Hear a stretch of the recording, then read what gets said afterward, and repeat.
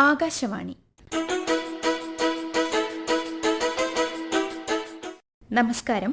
2026 നിയമസഭാ തിരഞ്ഞെടുപ്പിനോടനുബന്ധിച്ച് ആകാശവാണി തിരുവനന്തപുരം പ്രാദേശിക വാർത്താ വിഭാഗം തയ്യാറാക്കിയ പ്രത്യേക പരിപാടി ജില്ലകളിലൂടെ.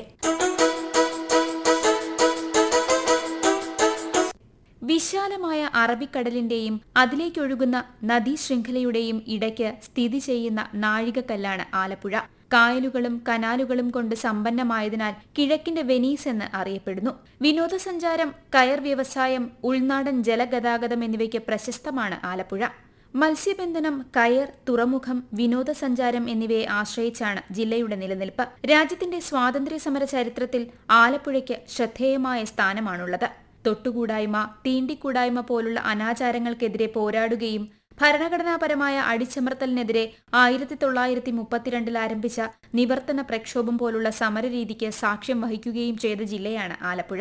കേരളത്തിലെ ആദ്യത്തെ രാഷ്ട്രീയ സമരമുണ്ടായതും 1938 ആലപ്പുഴയിലാണ്.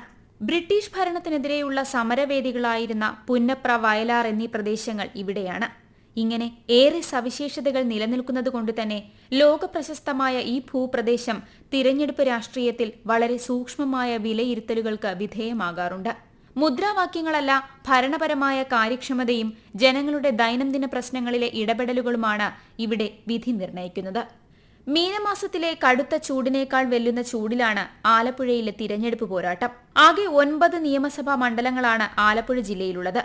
എല്ലാ മണ്ഡലങ്ങളിലും സിറ്റിംഗ് MLA-മാർ പോരിനിറങ്ങുന്നുണ്ട് എന്നതാണ് ആലപ്പുഴയിലെ പ്രത്യേകത.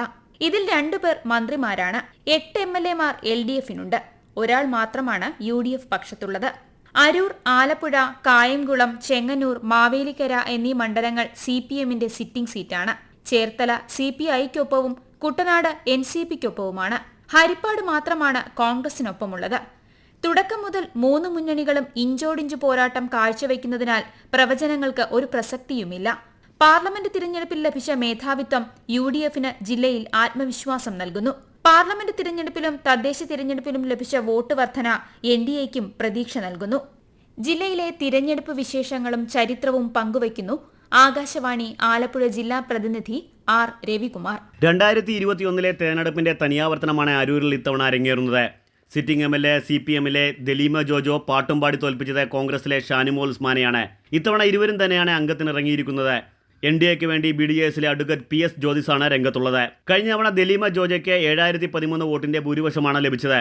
2019 ഉപതെരഞ്ഞെടുപ്പിൽ ജയിച്ച കോൺഗ്രസിലെ ഷാനിമോൾ ഉസ്മാൻ കടുത്ത വെല്ലുവിളിയാണ് ഇത്തവണ ഉയർത്തുന്നത്. കഴിഞ്ഞ തദ്ദേശ തെരഞ്ഞെടുപ്പിൽ UDF നേടിയ മേൽക്കൈ LDF-ന്റെ ഉറക്കം കെടുത്തുന്നു. കഴിഞ്ഞ തവണ ചേർത്തലയിൽ മികച്ച പ്രകടനം നടത്തിയ NDA സ്ഥാനാർത്ഥിയാണ് അഡ്വക്കേറ്റ് PS ജ്യോതിസ്. തണ്ണീർമുക്കം ഗ്രാമപഞ്ചായത്ത് പ്രസിഡന്റായി പ്രവർത്തിക്കവേ തിളക്കമാർന്ന പ്രകടനമാണ് കാഴ്ചവെച്ചത്. പ്രകൃതി രമണീയമായ കുട്ടനാട് മണ്ഡലത്തിൽ 3 മുന്നണികളുടെയും ഘടകകക്ഷികൾ തമ്മിലാണ് പോരാട്ടം. 2021 LDF-ലെ NCP നേതാവ് തോമസ് K. തോമസ് 5516 വോട്ടുകളുടെ ഭൂരിപക്ഷത്തിലാണ് വിജയിച്ചത്. ഇത്തവണ തോമസ് K. തോമസിനെ നേരിടുന്നത് UDF-ലെ കേരള കോൺഗ്രസ് നേതാവ് റെജി ചെറിയാനും NDA-യിലെ BDJS നേതാവ് സന്തോഷ് ശാന്തിയുമാണ്. ഇതുവരെ നടന്ന തെരഞ്ഞെടുപ്പുകളിൽ 9 തവണ ഇടത്തോട്ടും 5 തവണ വലത്തോട്ടും കുട്ടനാട് നിന്നു. തദ്ദേശ തെരഞ്ഞെടുപ്പിൽ കൂടുതൽ പഞ്ചായത്തുകൾ UDF-ന് കിട്ടിയെങ്കിലും വോട്ട് കണക്കിൽ LDF ആണ് മുന്നിൽ. NDA സ്ഥാനാർത്ഥി കുട്ടനാട്ടിലെ SNDP യൂണിയൻ ഭാരവാഹി കൂടിയാണ്. ഏതെങ്കിലും മുന്നണിയോടോ പാർട്ടിയോടോ പ്രത്യേക മമത ചെങ്ങന്നൂരിലില്ല. 2021 തെരഞ്ഞെടുപ്പിൽ CPM നേതാവും മന്ത്രിയുമായ സജി ചെറിയാന് 32,093 വോട്ടിന്റെ ഭൂരിപക്ഷം നൽകിയ മണ്ഡലമാണ് ചെങ്ങന്നൂർ. സജി ചെറിയാൻ 3ാമത്തെ തവണയാണ് അംഗത്തിനിറങ്ങുന്നത്. കഴിഞ്ഞ തവണ മികച്ച പ്രകടനം കാഴ്ചവെച്ച BJP നേതാവ് MV ഗോപകുമാറാണ് ഇക്കുറിയും NDA സ്ഥാനാർത്ഥി. തദ്ദേശീയനായ കോൺഗ്രസ് നേതാവ് എബി കുര്യാക്കോസിനെയാണ് മണ്ഡലം തിരിച്ചുപിടിക്കാൻ UDF രംഗത്തിറക്കിയിട്ടുള്ളത്. തദ്ദേശ തിരഞ്ഞെടുപ്പിൽ LDF-ന്റെ കയ്യിലിരുന്ന പല പഞ്ചായത്തുകളും നഷ്ടപ്പെട്ടിരുന്നു. ശബരിമലയുടെ കവാടമാണ് ചെങ്ങന്നൂർ. ശബരിമല വിഷയവും റെയിൽവേ വികസനവും ഒക്കെ ഗുണം ചെയ്യുമെന്ന വിശ്വാസത്തിലാണ് NDA. ദീർഘനാളായി ചെങ്ങന്നൂരിൽ തന്നെ നിറഞ്ഞു നിൽക്കുന്ന 3 പൊതുപ്രവർത്തകരാണ് നേർക്കുനേർ പോരാട്ടം നടത്തുന്നത്. വമ്പന്മാരെ വാഴ്ത്തുകയും വീഴ്ത്തുകയും ചെയ്ത മണ്ണാണ് കായംകുളം. കഴിഞ്ഞ 4 തവണയായി വിജയം ഇടതുപക്ഷത്തിനൊപ്പമാണ്.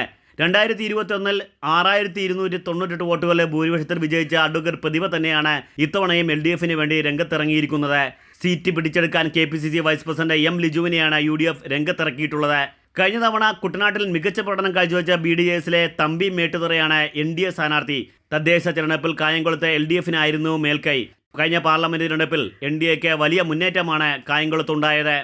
ഇത്തവണ എല്ലാ കണ്ണുകളും അമ്പലപ്പുഴയിലേക്കാണ്. CPM നേതാവും മുൻ മന്ത്രിയുമായിരുന്ന ജി സുധാകരൻ പാർട്ടിക്കെതിരെ സ്വതന്ത്രനായി മത്സരിക്കുന്നു. UDF പിന്തുണയോടെ ജനകീയ സ്വതന്ത്ര സ്ഥാനാർത്ഥിയായിട്ടാണ് ജി സുധാകരൻ രംഗത്തിറങ്ങിയിട്ടുള്ളത്. പാർട്ടിക്കൊപ്പം നിന്ന് 3 തവണയാണ് അദ്ദേഹം വിജയിച്ചത്. സിറ്റിംഗ് MLA H സലാമിനെ 11,125 വോട്ടിന്റെ ഭൂരിപക്ഷമാണ് 2021 ഉണ്ടായിരുന്നത്. സലാം തന്നെയാണ് LDFിന്റെ സ്ഥാനാർത്ഥി.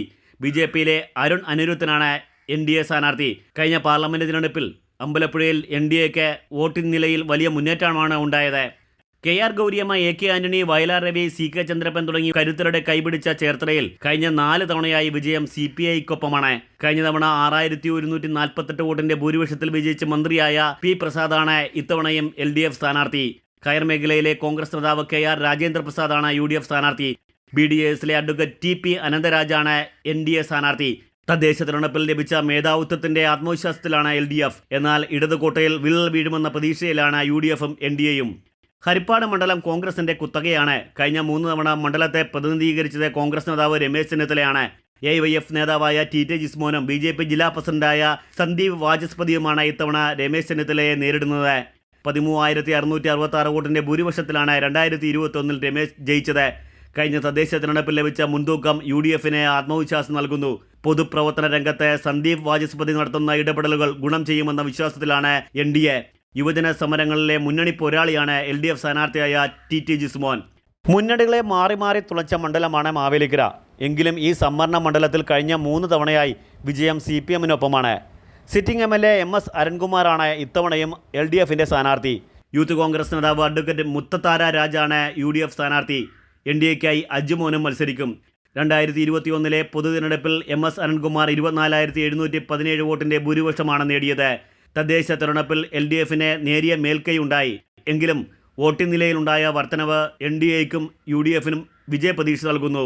മണ്ഡല പുനർനിർണയത്തിന് ശേഷം ആലപ്പുഴ CPMനൊപ്പമാണ്. സിറ്റിംഗ് MLA PP ചിത്തരഞ്ജനാണ് ഇത്തവണയും LDFിന് വേണ്ടി പോരിനിറങ്ങുന്നത്. 2021 ചിത്തരഞ്ജന് 11,644 വോട്ടിന്റെ ഭൂരിപക്ഷമാണ് ലഭിച്ചത്. KSU ജില്ലാ പ്രസിഡന്റ് AD തോമസാണ് UDF സ്ഥാനാർത്ഥി. മത്സ്യത്തൊഴിലാളി മേഖലയിൽ നിന്നുള്ള സ്ഥാനാർത്ഥിയാണ് AD തോമസ്. കോൺഗ്രസ് വിട്ട് BJPയിൽ ചേർന്ന MJ ജോബാണ് NDA സ്ഥാനാർത്ഥി. തീരദേശ മേഖലയിൽ MJ ജോബിനുള്ള സ്വാധീനം ഗുണം ചെയ്യുമെന്നുള്ള വിശ്വാസത്തിലാണ് NDA. നാമനിർദ്ദേശ പത്രിക സമർപ്പിക്കുന്നതിന്റെ തിരക്കിലാണ് സ്ഥാനാർത്ഥികൾ. ഇന്നലെ വരെ 17 പേർ പത്രിക നൽകി. ചെറിയ പെരുന്നാൾ ദിനത്തിൽ സ്ഥാനാർത്ഥികൾ കളം നിറഞ്ഞു നിന്നു. തുടക്കം തന്നെ റോഡ് ഷോയാണ്. മുന്നണികളുടെ തിരഞ്ഞെടുപ്പ് കൺവെൻഷനുകളിൽ ദേശീയ സംസ്ഥാന നേതാക്കളാണ് എത്തുന്നത്. പ്രചാരണത്തിൽ ഇത്തവണ AI സാങ്കേതിക വിദ്യ വരെ പ്രയോജനപ്പെടുത്തുന്നുണ്ട്.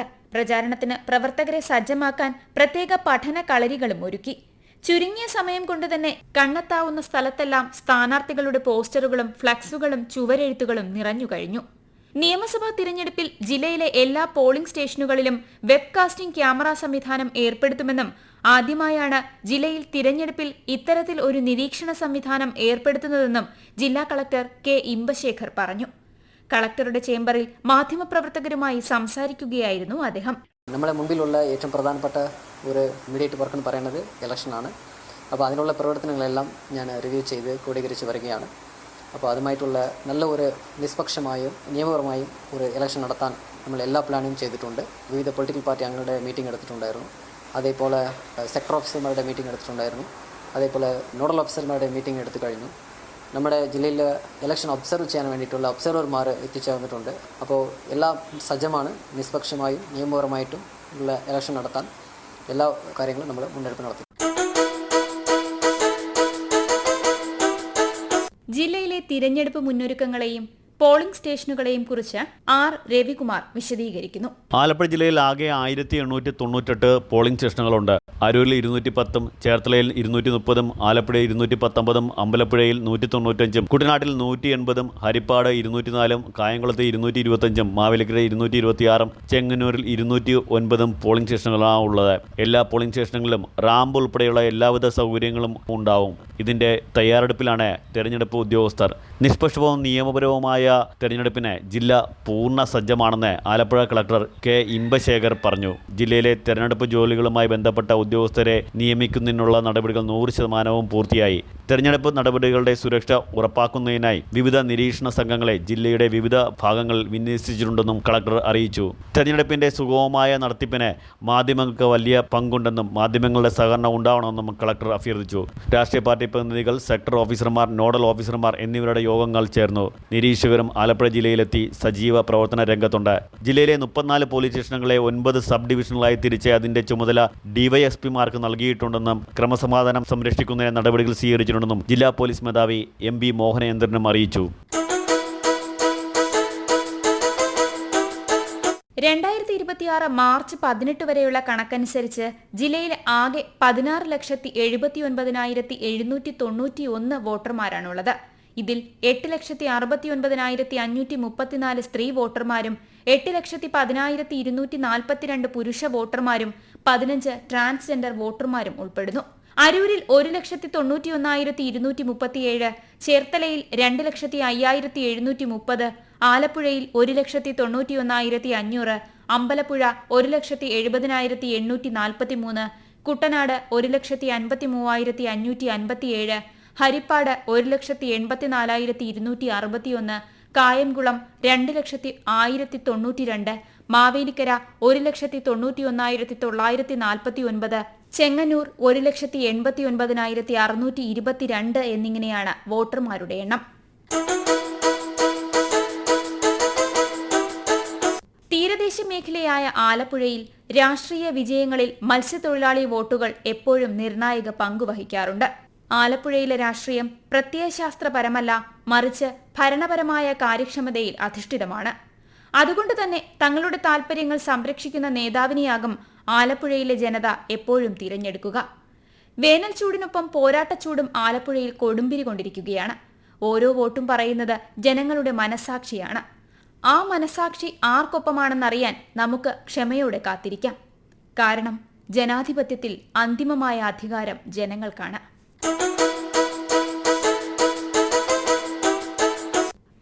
നിങ്ങൾ കേട്ടത് 2026 നിയമസഭാ തിരഞ്ഞെടുപ്പിനോടനുബന്ധിച്ച് ആകാശവാണി തിരുവനന്തപുരം പ്രാദേശിക വാർത്താ വിഭാഗം തയ്യാറാക്കിയ പ്രത്യേക പരിപാടി ജില്ലകളിലൂടെ.